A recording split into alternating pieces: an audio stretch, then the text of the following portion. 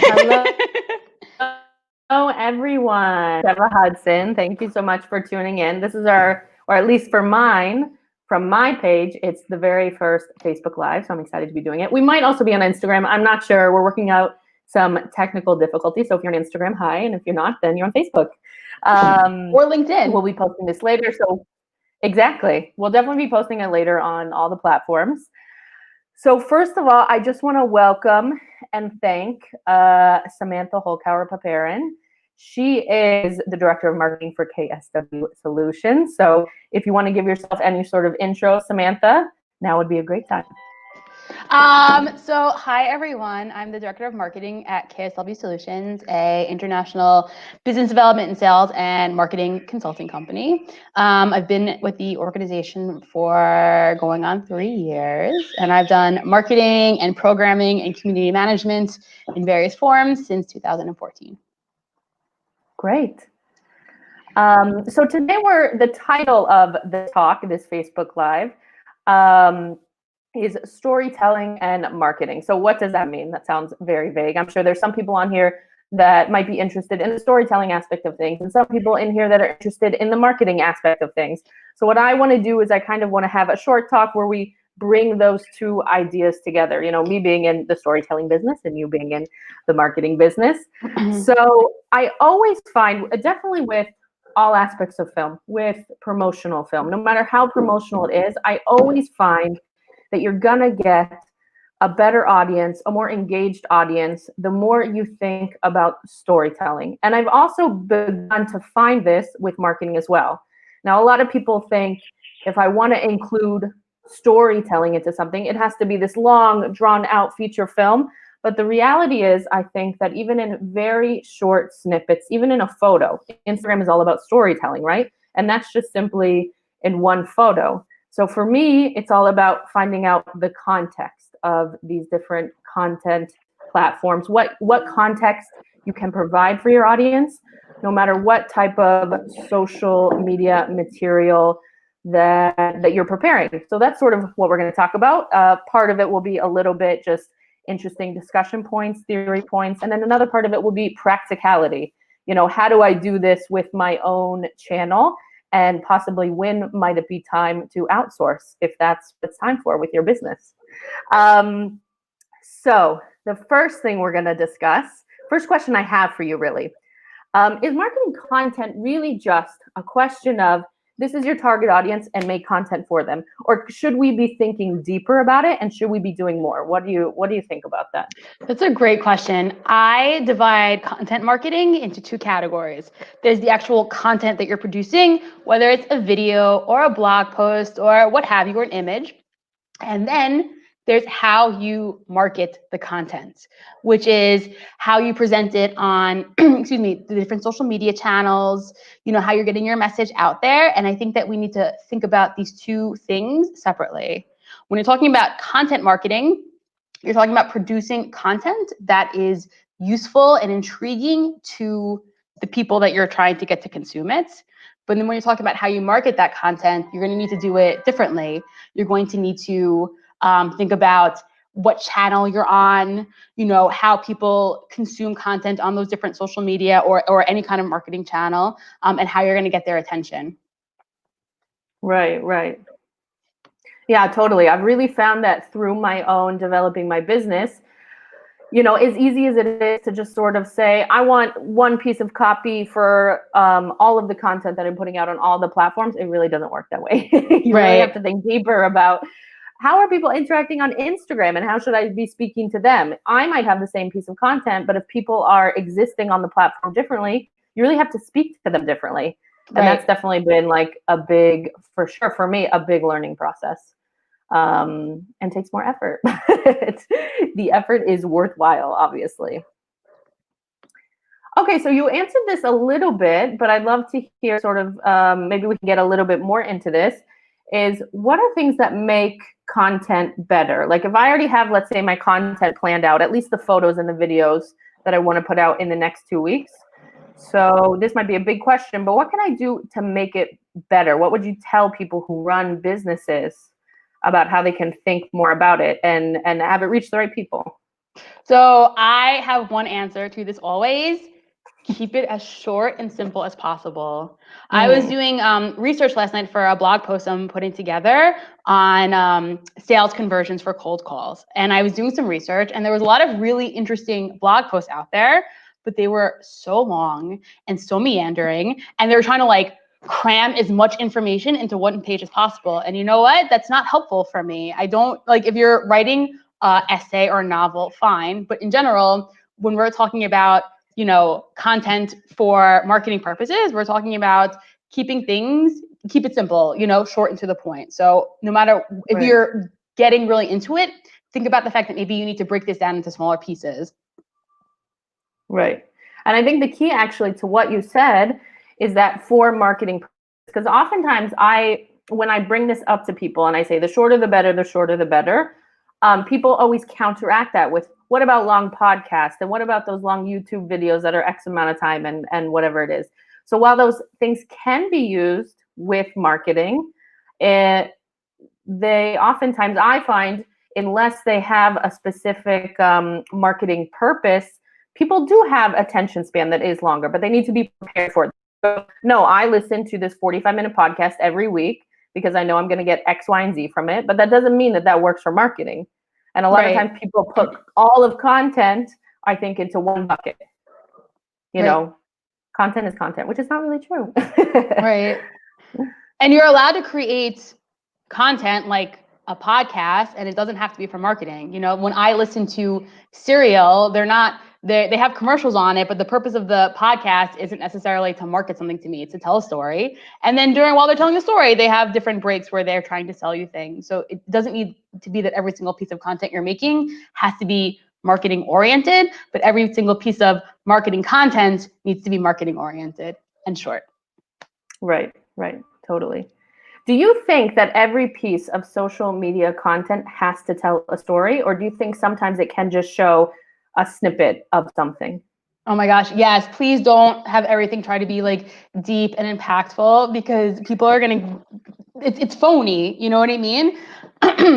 There's a ratio where it's supposed to be like for every 4 pieces of content you produce, 3 should be informative and 1 should be sales oriented. So this can vary depending on your industry. Everything always varies by industry and whether you're a B2B or B2C. But in general, your primary content should be informative, and then it should be like a very subtle that you're trying to sell or promote anything.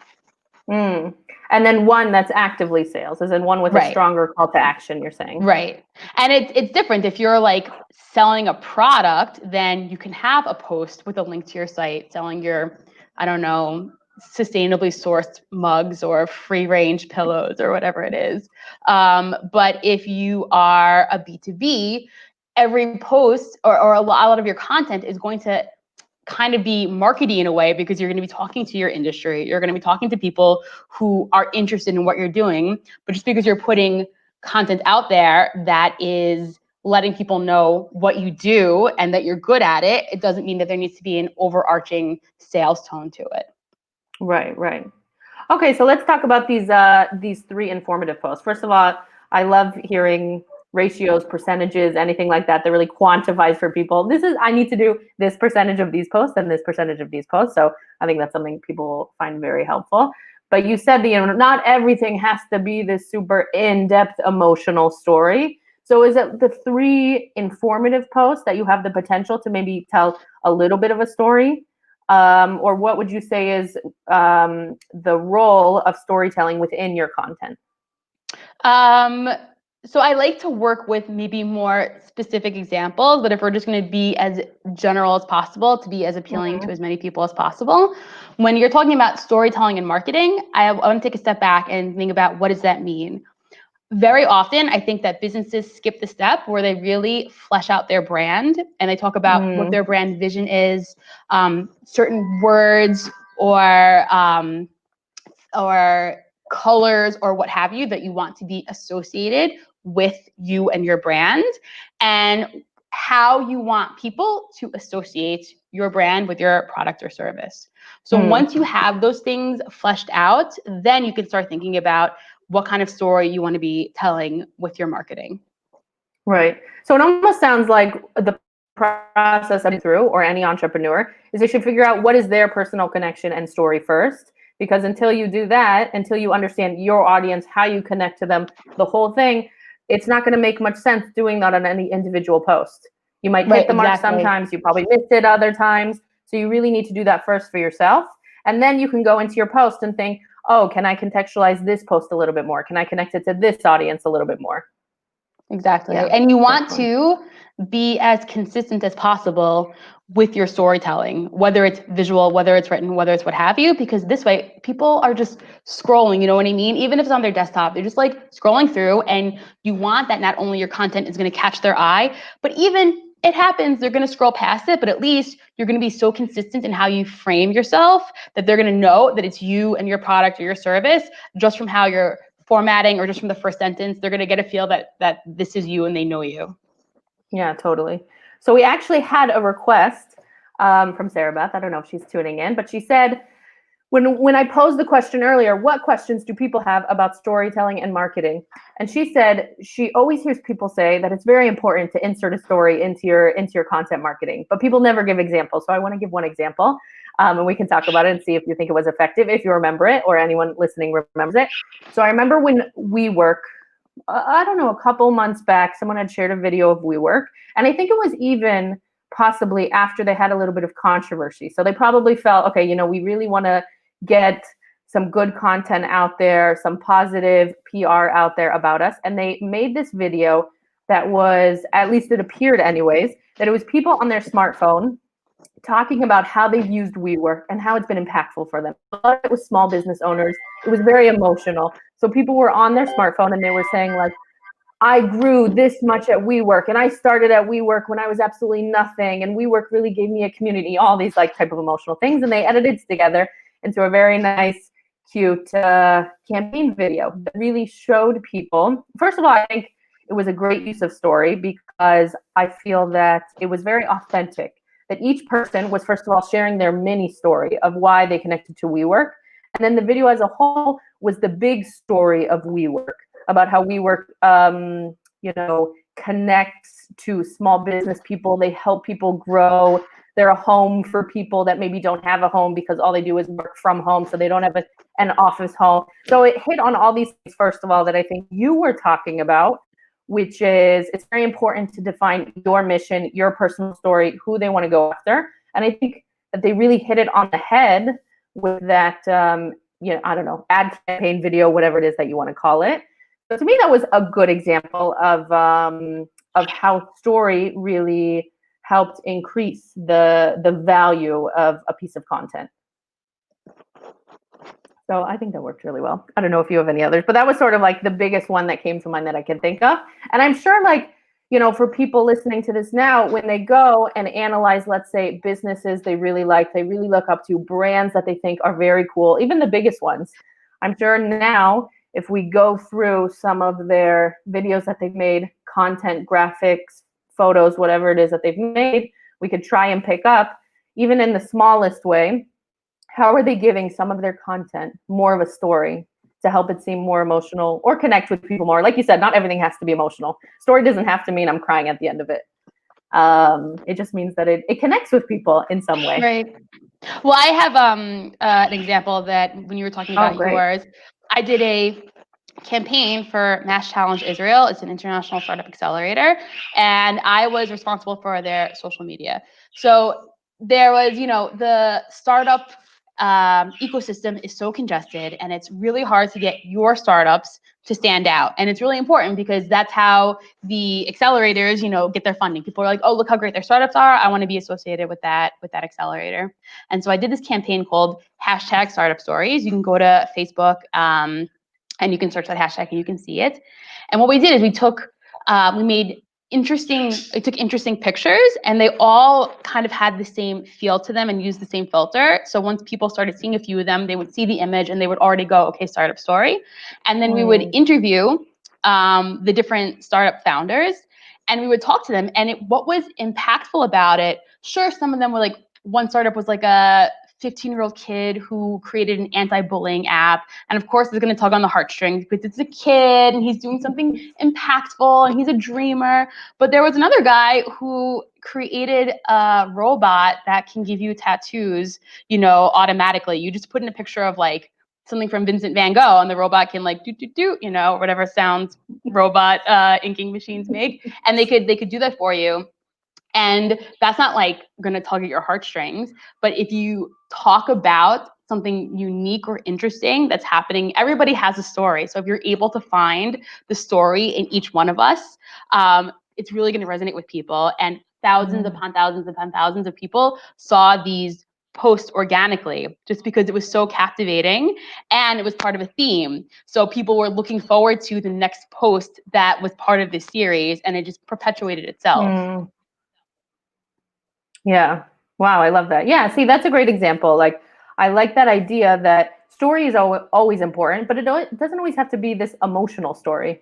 We think of story of like young kids finally finding his place in the world or whatever it is. But also there's robots, and robots can make cool things. And yeah, so I love that. I think that, it gives people, it opens their mind a bit to give them option as to what a possible story could be for the content that we're making. Okay, cool. So these are some of, I wanted to start talking about some big ideas, but also have a lot of practicality to work out, right? So obviously creating content is very hard for any business, especially if you're what they call a solopreneur or even small businesses. You may have up until this point done all of the social media yourself, either because you've been developing your brand, because you've been trying to figure out, what it is, your style is, who your target audience is. As we've really been enforcing, you really need to solidify your brand, your target audience, all of these things before you can even go deeper with content. But let's say you've started to do that. So at what stage would you start to suggest that small businesses, solopreneurs, whoever it is, at what stage should they really start to outsource some of their marketing, some of their social media, parts of it, all of it, whatever? So I'm going to say as early as possible. This is for two reasons. One, you started a business, you have a skill, you have a thing you're really good at. You should be spending as much time as possible on that thing and not on the circumstantial things around it that help you to be successful. For example, most people don't do their own accounting, right? They hire an accountant to help them with their taxes, with their filing, to save money, to understand what the rules are. So too, for marketing, you should be thinking about how can I bring in an expert who knows this industry and knows how I can market myself better than I do, so that I can take that, thing off of my head and let someone else do that in a way that's better and more efficient than I could. So really as early as possible. You're saying as soon as someone starts to feel the pressure, the stress, once they've developed those key core things. But it also sounds like even if you haven't developed them, you could bring someone on to help you develop them. Exactly. So much of the early stages of any business is brand awareness. You know what I mean? You have to launch, you have to let people know that you're out there. And it's really, really helpful to have somebody who knows how to launch a brand, who knows how to help you tell your brand story, to develop your brand in order to get it out there in a way that's succinct. You only have one chance to make a good first impression. And so you want to make sure that from the beginning, your brand has a positive association with it, that you have fleshed it out in an appropriate way. And especially when people are posting on social media, we've seen this so much during the Black Lives Matters campaigns that have been happening. People want to jump on the bandwagon, not in a bad way. They want to show that they care and that they value people and they value Black lives. But there's been so much pushback because they've said tone deaf things, celebrities, big brands, they've said things in inappropriate or tone deaf ways. And now they have this negative association with them. And when people Google these brands or these people, it's one of the first things that come up on the search results page. So the sooner you can get somebody in to help you at least learn how to prevent these mistakes. We have a whatever variety of packages, but I always have, because I know that people have different price points, especially when you're starting out. I'm always like, look, basic bare bones package is where I help you lay out what it is that you need to know how to market yourself. And you do it yourself. I'm not going to do it for you. I'm just going to basically be like a career coach or life coach or whatever it is, where I give you the tools that you need to go and do it yourself. Right. That's actually a great segue into my next question. I was always curious, what does it look like if someone, like if I today am to come to you and say, I want to hire you for marketing for social media. Obviously, there's a lot of options, and marketing goes beyond just social media. I know a lot of people don't think about that, but it really does. Right. So, what does that process look like for someone curious? So for KSW Solutions, at least, we offer a variety of things. And there's no right or wrong way to do it. It has to do with how involved the business owner wants to be in the marketing. So you can either outsource everything entirely to us, and we have periodic meetings where we discuss things. But we're like an accountant where you're like, here are my receipts, and then, you do your thing. So there's that option. There's the one that's more integrated, where we're really a part of your team, even though we're not in the office, where we sit in on team meetings and you feel like we're with you, which in a weird way, thanks to Corona, people see that you don't have to have somebody in the office to be an integrated part of the team. And we work really closely with the team, and it makes people feel better in a way. I've had a lot of clients who really want to be involved in the process a lot in the beginning, and then after a month or so, they see that like, oh, I don't need to be so involved. I don't need to hold their hand as much, and then they get kind of hands off. So there's that, and there's also like, okay, I want you to just do my website and digital marketing, and we're going to keep social media in-house, but can you give me some ideas for how we can do social media better? I think the important thing for marketers is to be flexible, to listen to the clients and what their needs are, to not be pushy, and to just do the best you can with what they're comfortable with. Great. Okay, that makes sense.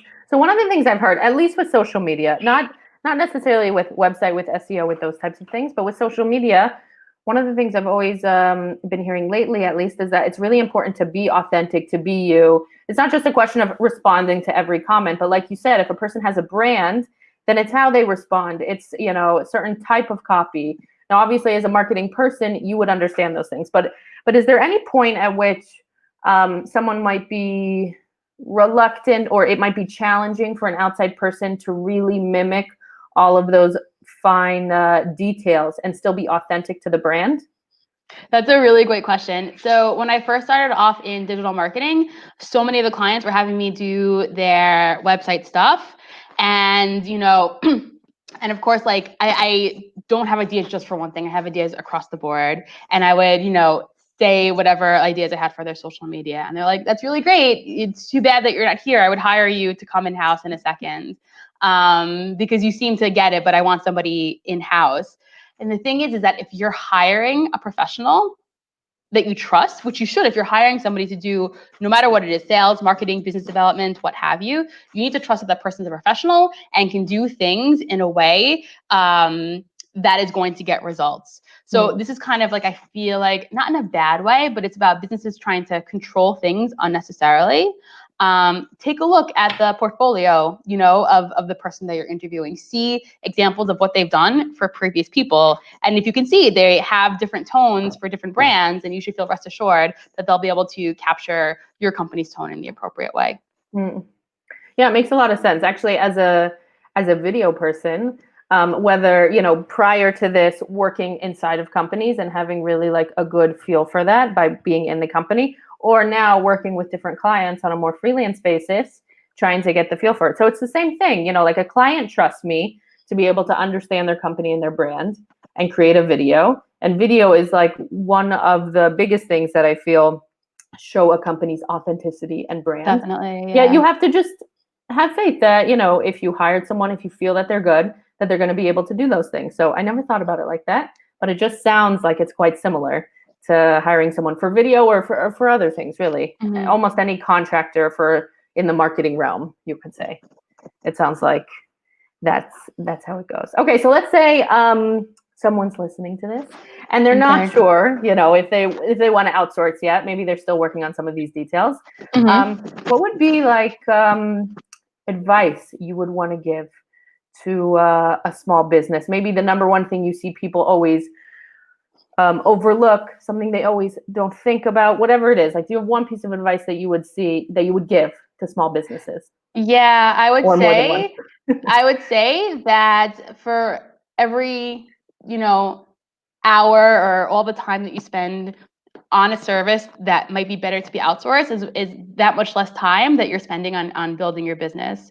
So the head of global success at KSW. He is in charge of bringing in all the sales clients. And so often, the client really loves him. They're like, Tal, can you be the one who does the sales for this project? And he's like, no, I can't do business development and grow the company and do sales for you. Like, you have to trust me that you're outsourcing this and that we're going to take care of it in a way and that's going to bring results for you. So just like Tal understands that he can't be doing sales for these people. So too, you should be realizing that you can't be doing everything for your company, and you can't be building your company and growing it and still be doing the small things like worrying about the social media posts every day. You need to prioritize your time, because time is money, and to recognize that you could be spending time doing more valuable things and spending your money having somebody do these lower priority things.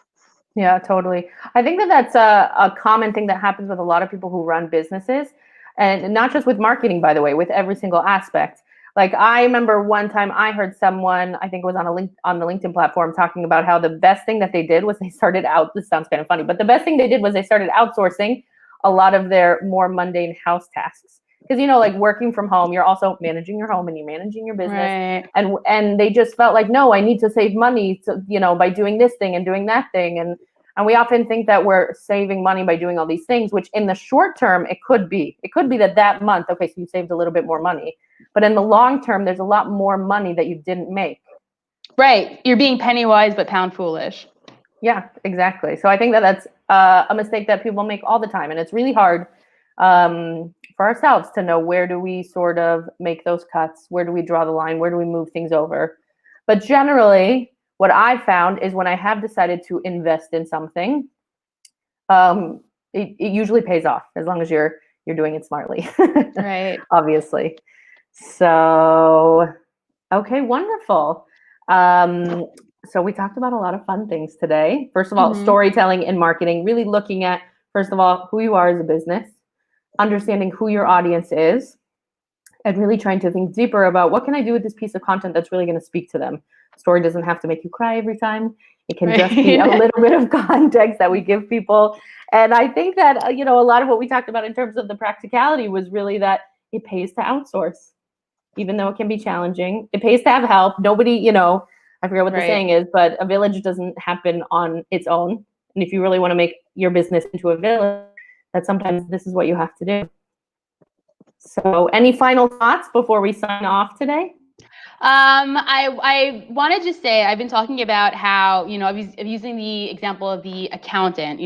People are much more, they're much more ready to outsource their finance stuff to an accountant, and much more reluctant for something like marketing, because people can admit, I didn't go to accounting school. I don't know what it's like. It's numbers. I don't like numbers, whatever. But when it comes to marketing, people think like, oh, I can be creative. I'm sure you run into this a lot, where people they try to save money on a video, and they're like, I'll just shoot it on my phone and I'll send you the footage, And it's again, you're going to be saving money, but it's going to be at the expense of a greater success. So I just ask everyone who has a small business, who's been thinking about, how can I take my business to the next level?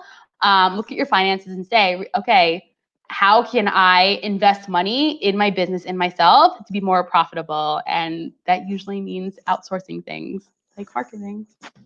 Yeah, exactly. In a lot of aspects, it can apply to marketing, but it can really apply to almost every single aspect. Everything, business development, sales. Look, how often do people change their oil in their car? People see value in doing things.